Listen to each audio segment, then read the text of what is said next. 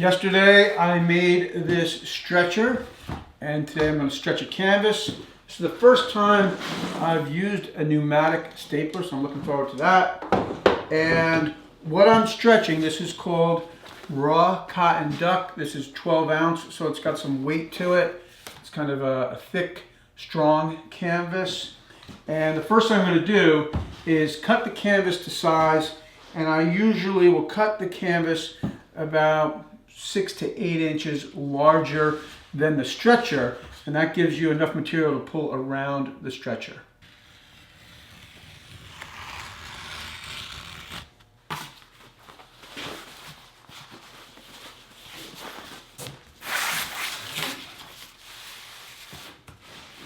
I've got the canvas cut to size, and you can see I've got about 3 inches, maybe a little bit more, all the way around, and that gives me enough room to pull the canvas over and have enough room for a staple.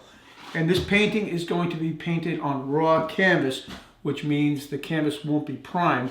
So you want to make sure that you have the best side of the canvas facing out. Now I like to stretch a larger canvas like this with the surface face down. So the good side of the canvas in this case is facing the cardboard. I also put clean cardboard down on my work table so I don't stain the canvas while I'm stretching the canvas. I'll take the stretcher now, and this has got the molding on it. The idea of having this edge molding is so this is the highest part of the stretcher, so you won't get a line in your canvas from the stretcher bar. I'll flip it over and place the stretcher face down on the canvas.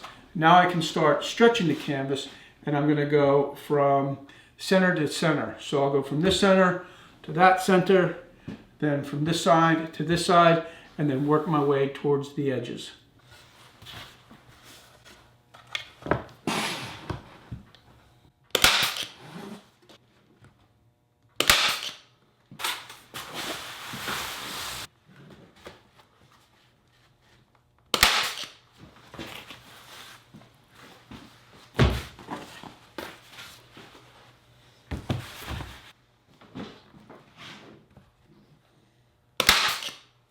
Next, I'll start working my way around the canvas.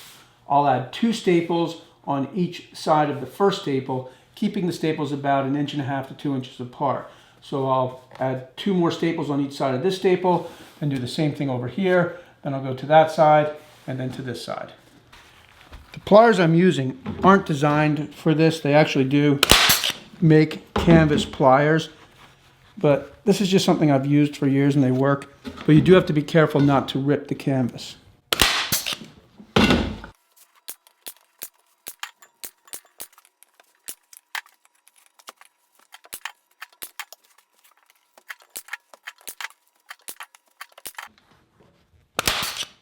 I'm having the corners at the bottom of the canvas.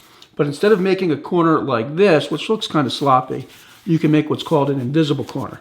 So you'll stuff this edge of the canvas inside, then stretch it over. And so you still have that corner, but you can see it's on the inside.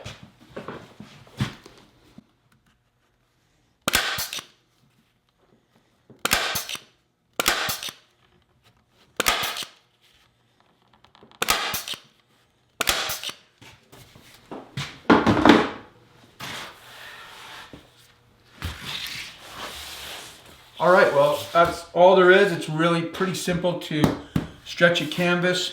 I would recommend getting the canvas stretching pliers, though. That's going to make it a lot easier.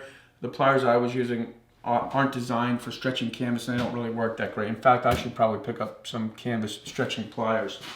This staple gun really worked out great. I just picked this up about 2 weeks ago, and there's a video on my channel reviewing the combination kit that I bought. It came with the stapler, 2 nail guns, and the compressor. But I'm really happy with the way this worked. If you've ever used a staple gun for a long amount of time, you know it's a real workout on your hand and your wrist. I got a comment on the last video I posted about making the stretcher, and the comment was, "Art is boring, I'm here for the woodworking." And I understand that. I think most people are here for the woodworking, but I also think that's a pretty narrow view. And I do think that original artwork is the thing that takes interior design to the next level. and I think all the best interior designers incorporate original artwork. So that's one of the things I'm going to focus on my Maker's Mob, especially since I know that I don't have an audience here for it, or not that big of an audience. But what I want to do is not only get into the technique of different types of painting that are considered historically important, but also talk a little bit about the history of some of the techniques that I'm going to show you. So for instance, raw canvas. People really didn't start painting on raw canvas until maybe the 40s with Jackson Pollock and his drip paintings. And then I think Helen Frankenthaler saw Jackson Pollock's paintings. And then I think Morris Louis and Kenneth Nolan saw Helen Frankenthaler's paintings. So it's that kind of history of one artist being affected by the next artist that I find fascinating. And not only do I find it fascinating, I think there's some great paintings there. And I think that these are paintings that you can emulate and bring into your own home and maybe change them a little bit. And that's how I think good art is made. Good art is inspired by good art. The problem with artists who don't know anything about art history is they don't know where to look. So they're just pulling things out of thin air or things that they've seen on TV. And it's no different than like good music. You got to look at the musicians that came in front of you in order to sort of find your own voice. And that's some of the stuff that I'm going to touch on in my Maker's Mob. So I definitely hope that you'll check that out. As always, thanks for tuning in, and I'll see you next time. To learn more about my Maker's Mob, click on the link in the description.